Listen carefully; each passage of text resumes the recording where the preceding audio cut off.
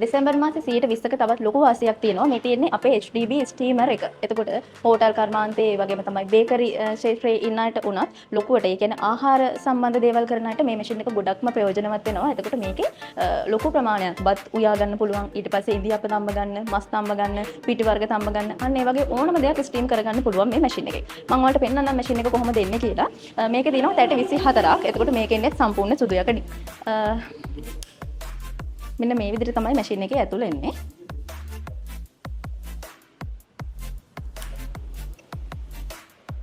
මෙන්න මේවට දාලා ඔයාලට ඉන්දියාප්ප වගේ දේවල් තඹ ගන්න පුළුවන්.